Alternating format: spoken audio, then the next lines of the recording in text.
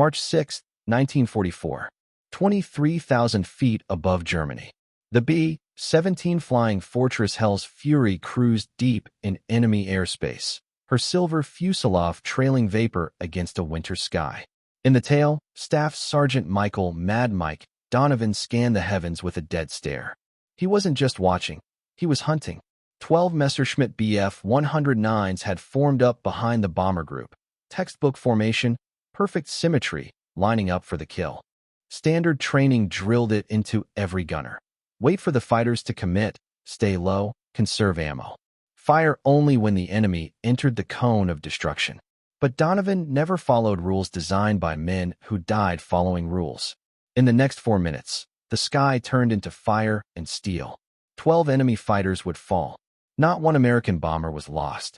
And the legend of Mad Mike would spread through every tent, mess hall, and gunner station in the 8th Air Force. The lesson wasn't about marksmanship. It was about mindset. Aggression wasn't madness. It was survival. Michael Donovan grew up on the streets of South Boston, where hesitation meant broken ribs. His father hauled cargo on the docks. His brother fought in the Golden Gloves. By 17, Mike had already brawled 32 times. He remembered the number because he kept a tally scratched into the underside of a dresser drawer. He won 28. Lost 4. Started too slow, he'd mutter. When Pearl Harbor burned, Donovan walked into the Army Air Force's recruiting office the next morning. They tried to assign him to ground crew. He laughed. Put me where I can shoot. Gunnery school didn't like him. Too aggressive, too hot-headed, too willing to expose himself for the shot. But he shot fast, and he shot accurately. And what he said during final evaluations became a quote they repeated for years. Dead gunners don't shoot back. Live ones do.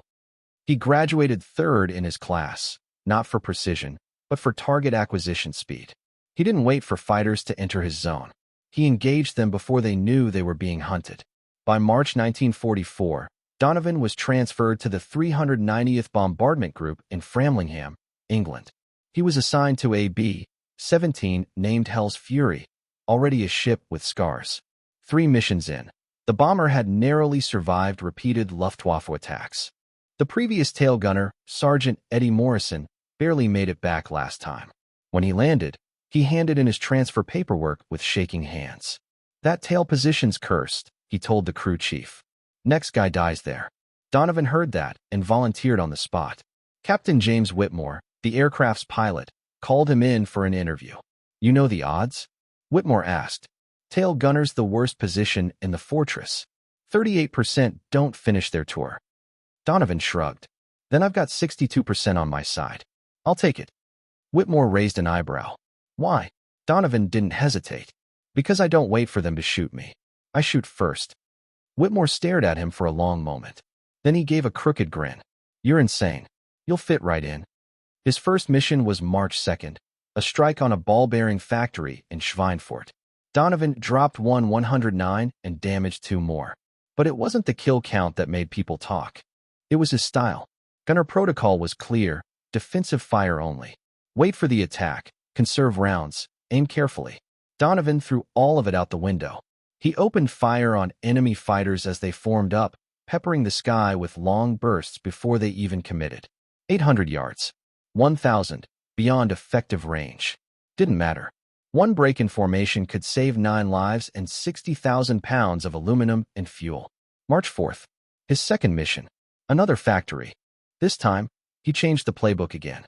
When a pack of Bf-109s dove from 6 o'clock high, Donovan ignored the lead aircraft.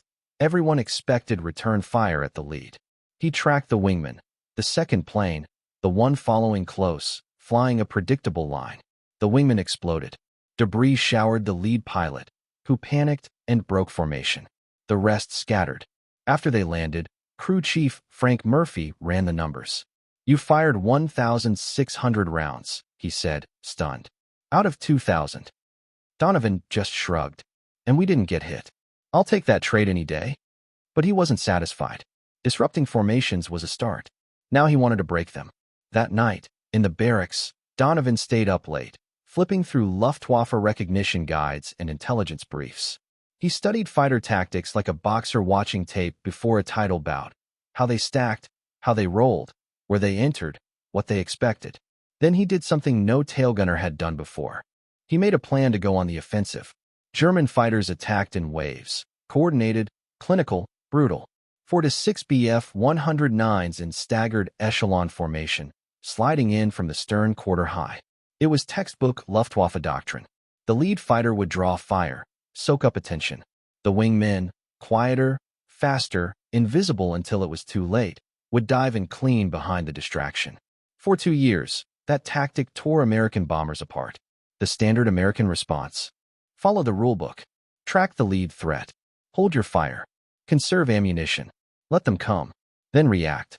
Mike Donovan watched that dance with contempt. To him, the doctrine was suicidal. Defensive. Passive. Predictable. It gave the enemy the initiative every single time. It let the Germans write the rules of engagement. But what if the gunners didn't react? What if they attacked first? What if they forced the Luftwaffe to change formation, break rhythm, lose control? March 6, 1944. Pre-mission briefing. Target: Augsburg Aircraft Factory. 800 bombers. Estimated 2,500 German fighters. Intel said it would be a slaughter. Captain Whitmore gathered the Hell's Fury crew in the freezing morning air. "This one's going to be rough," he said. "Stay sharp. Stay alive." Donovan raised his hand. "Permission to try something different, sir." Whitmore frowned. "Like what?" "Aggressive fire. I want to open up before they commit. Make them react to us. Hit them before they hit us." Whitmore shook his head. "You'll burn through all your ammo before the real fight even starts. Or I'll stop the real fight before it begins." Donovan leaned in. "Sir, we've been playing defense for 2 years. And the tail gunner casualty rate is still 38%. Maybe it's time we stop waiting to get shot." The captain stared at him, then nodded once. "Fine. You've got one mission to prove it. If we get shredded, you're off the gun." "Deal," Donovan said. Takeoff, 0647 hours. Formation assembly over East Anglia. Climb to cruising altitude. Cross the channel. German airspace at 0824. Same routine, same altitude, same droning engines. Until the call came at 0919. Fighters. 6 o'clock high. Bandits. 12 of them. Donovan rotated his twin. 50s into position. The Bf-109s were still forming. Tight formation, standard approach, 2,000 yards out. Training said wait. Experience said wait. Donovan didn't wait. He opened fire immediately. Tracers snapped into the sky, arcing long across the clouds. 2,000 yards, beyond effective range. Most rounds missed. But something else happened. The German formation broke. The lead fighter rolled away. Wingmen hesitated. Their perfect choreography shattered. The attack never even started. "Donovan, cease fire." Whitmore's voice crackled over the intercom. "You're wasting ammunition." "Negative, sir," Donovan replied. "Watch what happens next." The Luftwaffe regrouped, but slower this time. Cautious. Probing. The aggressive dive was gone, replaced with hesitation. The initiative had shifted. Now they were reacting to him. Donovan watched, calm, calculating. He waited until they closed to 1,500 yards, still long range, and fired again. Controlled bursts. He wasn't trying to hit. He was trying to disrupt. It worked. Another break. Then regroup. But one of them, a left wingman, stayed steady. Didn't flinch. Didn't blink. Donovan recognized the type. Experienced, confident, maybe an ace. A pilot who couldn't be scared, only beaten. Donovan let him close. 1,400 yards. 1,200, 1,100. 1,000. Most gunners would be dumping ammo by now. Donovan waited. The fighter filled his sights. He squeezed the triggers. Not a burst. A barrage. 200 rounds in 3 seconds. The twin. 50 screamed. A wall of lead filled the sky. The Bf-109 tried to break, but it was already too late. The stream of fire tore through the engine, which exploded in midair. The plane disintegrated. Shards of fuselage spun into the clouds. "Good kill," the radio operator called out. Tail gunner just splashed one. But Donovan didn't answer. He was already rotating his turret, tracking the next threat. The remaining 11 fighters weren't retreating. Now they were smart. Now they were angry. They adjusted tactics immediately, standard counter to aggressive fire. They split. 6 at 6 o'clock. 5 at 7. Multiple vectors. Divide the gunner's attention. overwhelm him. Donovan expected it. He'd planned for it. He didn't try to do everything. He focused on what he could own. Waist gunners, you've got 7 o'clock, he called. I'm holding 6. Sergeants Tommy Price and Carl Johnson, manning the waist guns, swung their mounts toward the 5-bandit formation, sliding in at an angle. Their belts clattered as the 50s opened up. Donovan zeroed in on the new group, the 6 that still thought they could take him.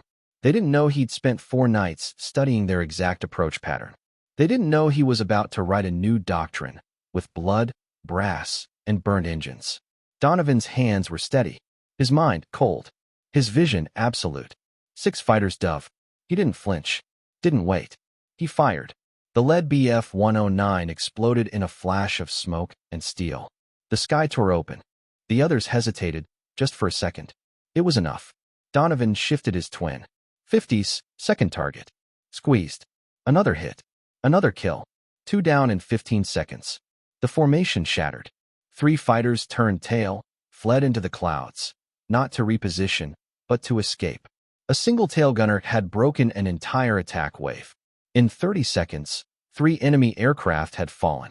The other 9 turned back. Full retreat. The American formation held. Not a single bomber lost. Not a scratch on Hell's Fury. Donovan reloaded. Pulled the next belt of .50 caliber into the feed tray. He'd burned through 1,200 rounds. Only 800 remained.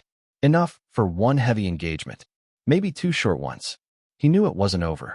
Germans always came back. And they did, 15 minutes later. This time they brought a full staffel, 18 fighters. BF-109s in tight formation. They came from every direction. 4 o'clock, 5 o'clock, 6, 7. Classic quadrant split. A swarm of steel and tracer fire, the air alive with death. Standard doctrine said, divide your fire. Cover all angles. Survive by evasion. Donovan said, screw the doctrine. He locked onto the direct 6 o'clock attackers. 6 BF-109s, coming straight for him. He ignored the 4 and 5 o'clock threats. Let the waist gunners and ball turret handle those. He was the wall at 6. 2,000 yards. 1,800, 1,200. Fire.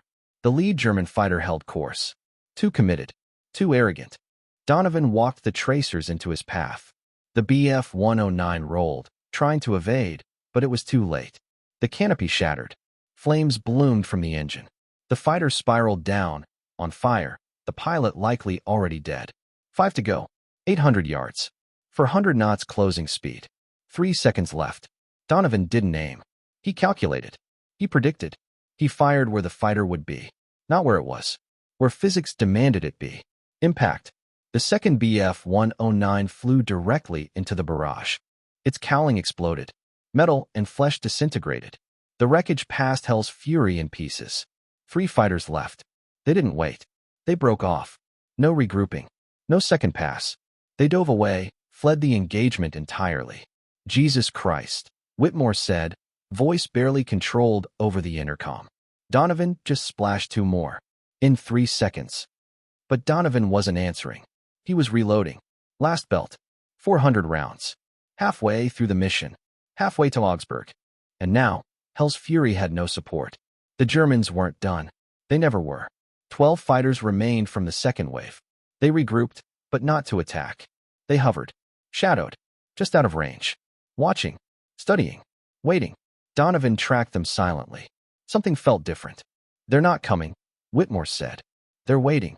Donovan knew what that meant. Reinforcements. 10 minutes later, radar confirmed it. 36 new contacts inbound. A full grup. 3 staffel of BF-109s and FW-190s, top fighters. Hard killers. 48 total. And Hell's Fury? Alone. They drifted from formation during the last attack. Nearest bomber was 3 miles out. No overlapping fire. No P-51 escorts in range. Donovan checked his ammo for 100 rounds. 10 seconds of fire. That was it. Whitmore said nothing. Neither did the crew. Every man on board knew. This was the moment. Either Donovan held the tail, or they all died. And so the gunner from South Boston adjusted his sights, rolled his shoulders, and whispered into the mic. Let's see what 400 rounds can do. 380 rounds. 48 fighters. The numbers didn't work. Not unless Donovan changed the rules. Permission to try something. He called over the intercom. Captain Whitmore answered cautiously. What? Attack. Silence. Then Whitmore's voice returned, slow and deliberate. Explain. They're forming up for a coordinated strike, Donovan said. Give them 2 minutes. They'll hit from every angle at once. We won't survive that. But if I hit them now, while they're still organizing, I can scatter them. You'll be out of ammo in 30 seconds. Then I better make them count. Aggression over defense. Chaos over order. It was madness or salvation. Whitmore gave it 3 seconds. Do it. But if we die, I'm writing your family a very angry letter. Donovan didn't respond. He was already locked in. The German formation, 2,000 yards out, was a machine coming together. Lead elements slotting into attack vectors. Trailing wings aligning. Precision in motion. Perfect timing. Perfect target. Donovan opened fire. Not short bursts. Not suppression. A wall of lead. 200 rounds in 8 seconds. He didn't aim at planes. He aimed at the space where formation lives, the connective tissue of a coordinated assault. The effect was immediate and devastating. A Bf-109 ignited midair, spiraling into black smoke. 2 more collided trying to evade, wings tangled, fireball blooming. Then chaos. Formation gone. Timing lost. Fighters scrambled like startled birds. 48 aircraft turned into 48 separate targets. Holy! Whitmore's voice crackled but didn't finish. He didn't have to. Everyone saw it. One tail gunner, alone, had broken the largest enemy wave they'd ever seen. But Donovan wasn't celebrating. He had 180 rounds left. And he knew what was coming. The Germans regrouped. Faster than expected. 90 seconds. No formations this time. No plans. Just fury. 12 fighters dove from 6 o'clock. Direct. Violent. A steel swarm designed to kill. Donovan held steady. He didn't go for the lead fighter. He went for the center, the heart of the attack, where courage lived. Burst. Burst. Burst. 3 aircraft shuddered under fire. 1 detonated midair. 2 peeled off, trailing smoke. 9 left. They were 400 yards now. Closing. Cannon fire lit the sky. 20 millimeters rounds screamed past. Some hit. The tail shook. Metal shrieked. Rivets popped. But Donovan didn't flinch. Target. Fire. Shift. Target. Fire. 2 more fell. 5 remaining. 200 yards. Point blank. Donovan could see their faces now. Young men. Eyes locked. Focused. Trained. Deadly. He didn't hesitate. He pulled the trigger. 2 more kills. 3 fighters left. 100 yards. Too close now. Collision risk.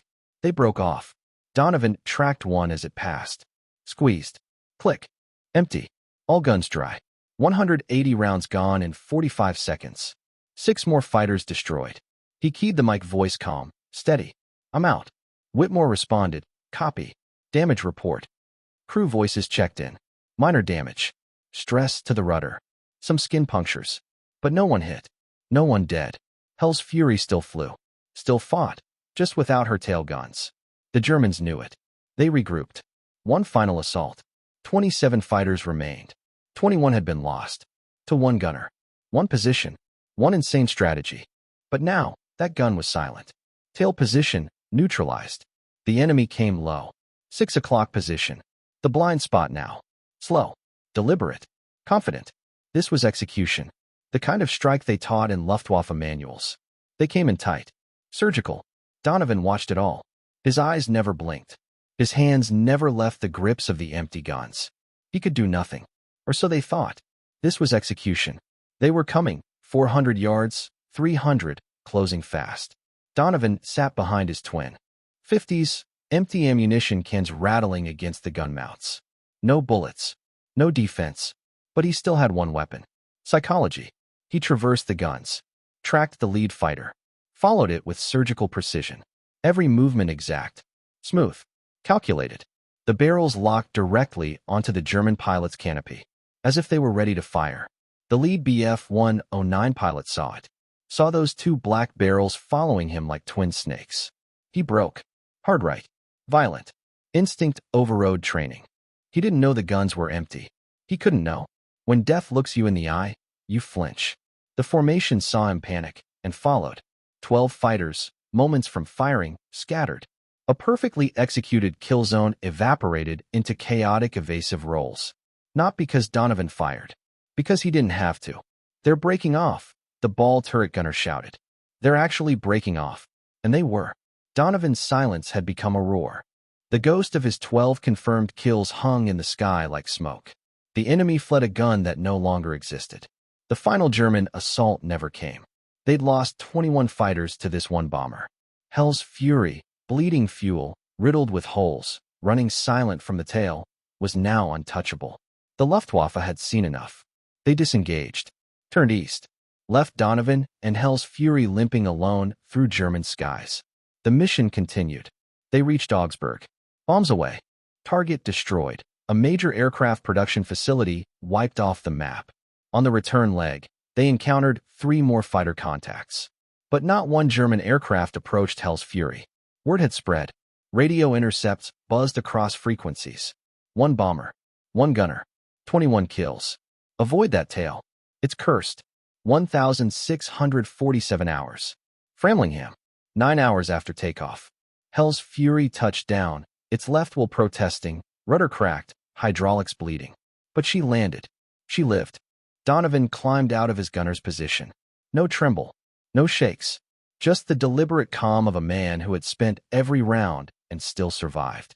He lit a cigarette and sat cross-legged on the tarmac like he was waiting for a bus. Murphy, the crew chief, approached the tail section, inspecting the carnage. 47 bullet holes. 13 cannon strikes. Hydraulic lines shredded. Stabilizer dented. The tail gun position was a metallic graveyard. He checked the ammunition boxes.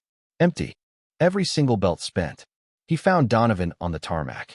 You used everything, Murphy said. Donovan exhaled smoke. Had to. Didn't have enough to waste. Captain Whitmore walked up. How many did he get? Murphy held a clipboard. Crew reports. Radio intercepts. Escort confirmation. He read the numbers aloud. 12 confirmed. For probables. 3 damaged. Whitmore stared. 19 fighters. 1 tail gunner. For minutes. Donovan flicked the cigarette away. Should have made it 20. The story spread like fire. Before sunset, the entire 390th Bombardment Group knew what had happened. By sunrise, tail gunners from every nearby airbase were requesting Donovan's tactics.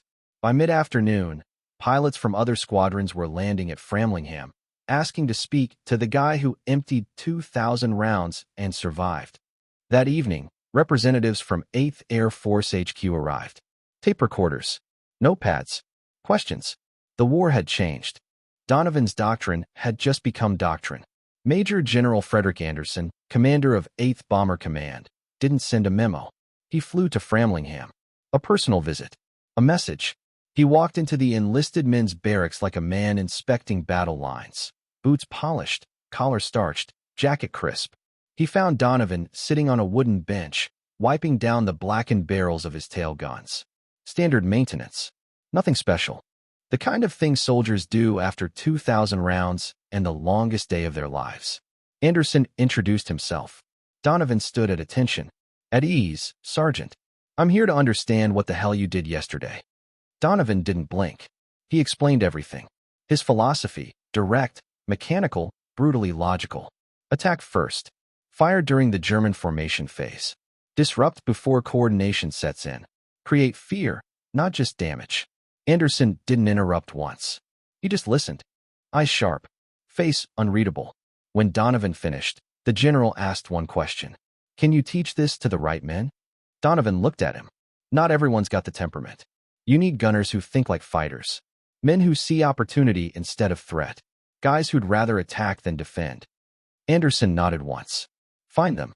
Sir, I'm authorizing a special training program. You'll design the curriculum, select your candidates, and transform tailgunner doctrine across the 8th Air Force. Effective immediately, you're reassigned to training command. Donovan hesitated. Sir, I prefer to stay with my crew. Anderson's reply was fast, final. Your crew doesn't need you anymore. They're alive because of what you did. Other crews are dying because their gunners don't know what you know. Which is more important, Sergeant, 9 men or 9,000? There was no answer to that. Only a nod. And a handshake that changed the air war over Europe. The Donovan Doctrine was born in a barracks and forged in a fury of tracer fire.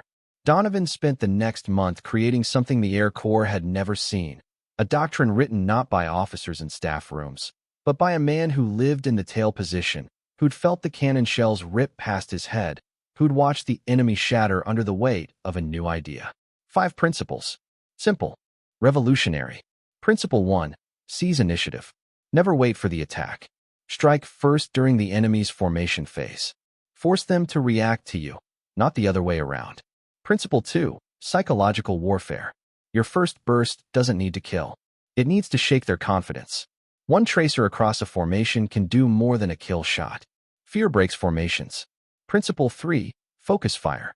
When outnumbered, do not divide attention. Pick the deadliest sector and obliterate it. Trust your brothers at other stations to handle the rest.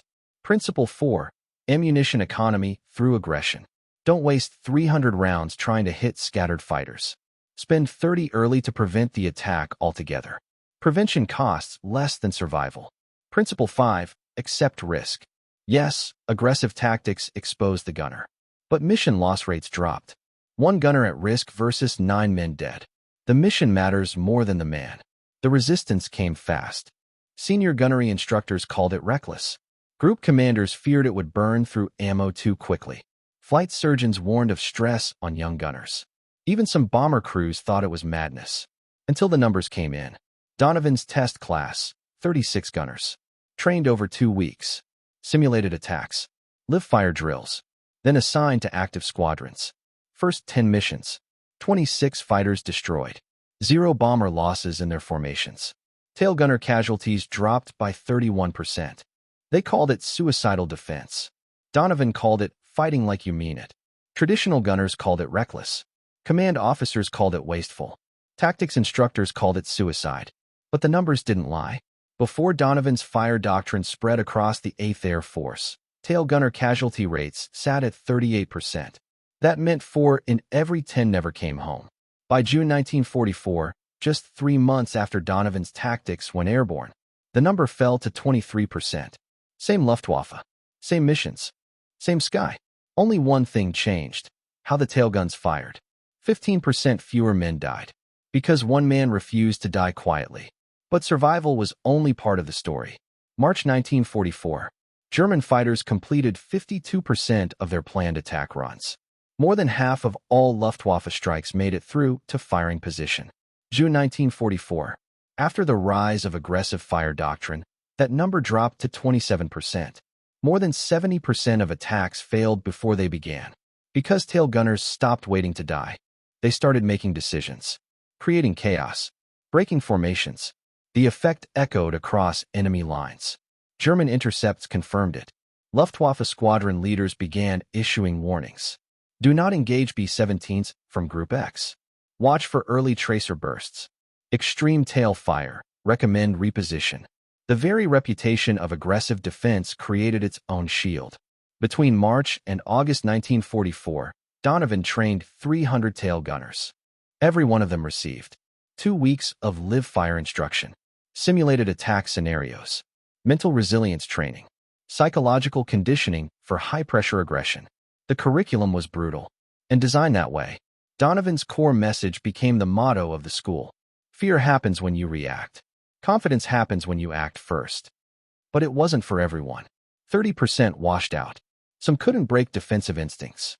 Some froze under pressure. Some couldn't accept the reality of inviting risk to protect the crew. The program didn't punish them. It protected them, because aggressive gunnery required a very specific kind of man. Those who passed, they became legends. Sergeant Thomas Bailey, 16 confirmed kills in just 4 missions. Sergeant Robert Chun, 27 missions, never took a hit to the tail compartment. Sergeant Leo Red Davis forced a full Luftwaffe staffel to abort after 1 minute of fire. By war's end, Donovan Doctrine graduates accounted for 43% of all tail gunner kills in the European theater. And they didn't stop with Donovan's rules. They built on them. New tactics emerged. Tracer braiding, coordinated crossfire between waist and tail gunners to create air denial zones. Siren runs, alternating burst rhythms to confuse incoming fighters about actual distances. Ghost fire. Fire empty guns post-engagement to simulate continued resistance. A psychological trick Donovan himself had pioneered. The Luftwaffe adapted, or tried to. By July 1944, German training manuals included sections titled Identifying American Aggressive Tail Gunners, Predicting Early Fire Behavior, Evasive Strategies and Abort Protocols. The recommended counter-strategy? Avoid them. The psychological war had reversed. Once, American gunners feared German fighters. Now, Luftwaffe pilots feared gunners with attitude. Donovan never flew another combat sortie after March 6, 1944. He didn't have to. He spent the rest of the war training the men who changed the odds. His official combat record: 12 confirmed kills. For probable. Countless attacks prevented. One doctrine that turned a death sentence into a fighting chance. By the end of the war, conservative estimates credited the Donovan Doctrine with saving 300 American bombers, preserving over 3,000 crewmen. And it all started with one gunner and one bomber, who refused to wait to die. He shot first and taught everyone else to do the same. The effects of Donovan's revolution didn't stop with gunnery schools. They didn't stop with his 300 students, his 12 kills, or his single legendary mission. They changed the war. The compound effect of aggressive tail fire rippled outward. By breaking up Luftwaffe attack formations, American bombers spent less time under coordinated fire. That meant fewer hits, fewer losses, more bombs on target. Air campaign success rose. Morale stabilized. Survival rates climbed.